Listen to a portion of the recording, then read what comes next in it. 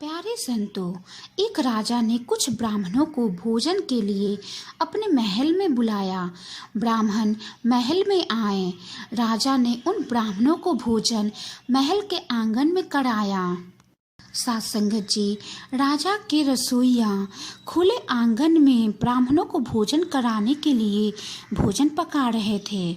उसी समय एक चील अपने पंजे में एक जिंदा सांप को लेकर राजा के महल के ऊपर से गुजरा।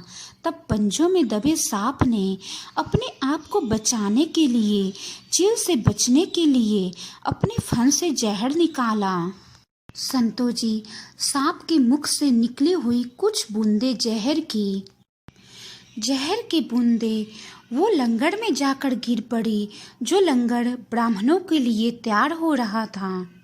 संतो जी, राजा के रसोइयों को भी कुछ नहीं पता था।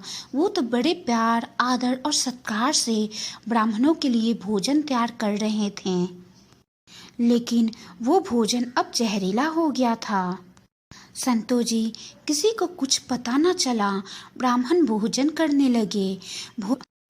वो ब्राह्मण जो भोजन करने आए थे, उन सब की जहरीली खाना खाने से मौत हो गई। अब राजा को सारे ब्राह्मणों की मृत्यु का पता चला तो ब्रह्म हत्या होने से उसे बहुत ही दुख हुआ। उसने सबको अपने दरबार में बुलाया, रसोइयों को भी, और उसने पूछा कि ये कैसे हो गया। संतो जी, किसी को कुछ न पता था, इसलिए कोई कुछ न बता पाया। साथ संगत जी, अब ऐसे में यमराज के लिए भी ये फैसला लेना मुश्किल हो गया कि इस पाप कर्म का फल किसके खाते में जाएगा।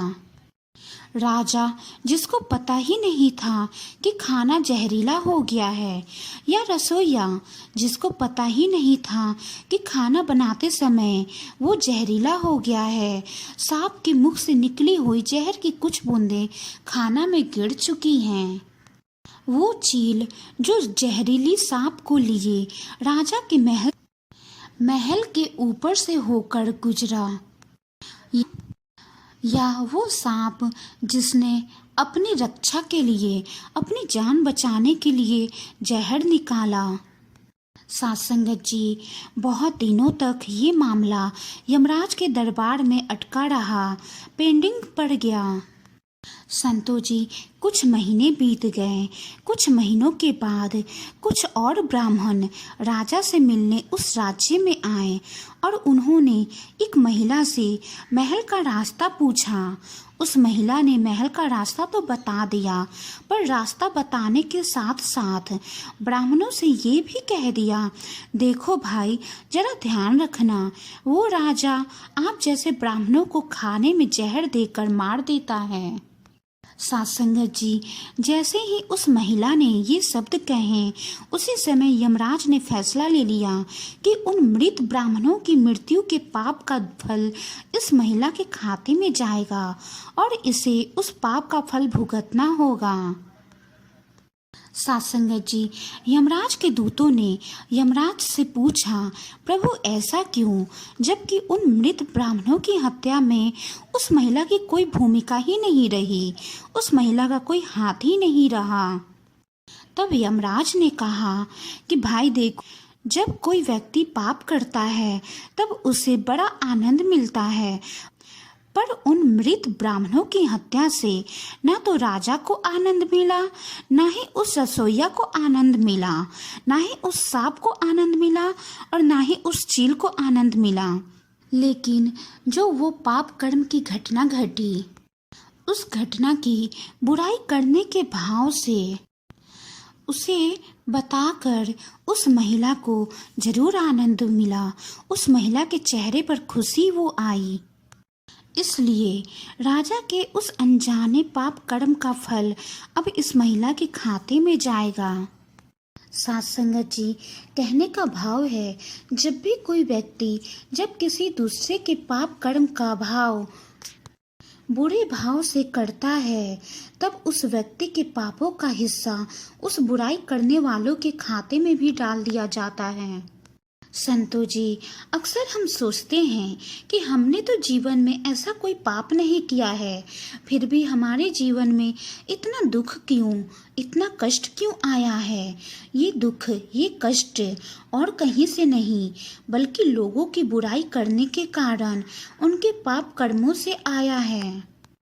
जो बुराई करते ही उनके खाते से हमारे खाते में ट्रांसफर हो जाती है। संतो जी, इसलिए अपने भाव को स्वच्छ बनाएं।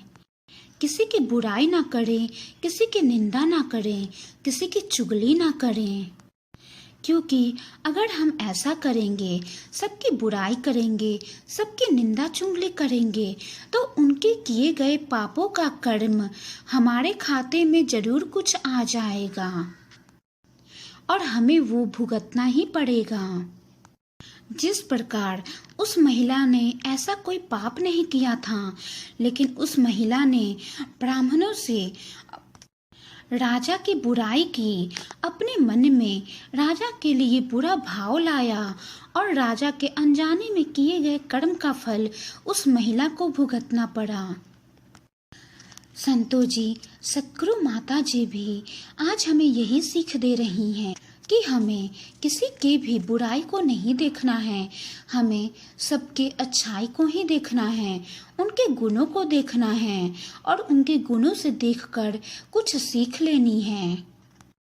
प्यारे संतों, वाणी में कोई त्रुटि हो तो बख्श लेना जी। प्यारे साथ संगत जी, प्यार नाल कहना धन निरंकार जी। प्यारे संतों, एक राजा ने कुछ ब्राह्मणों को भोजन के लिए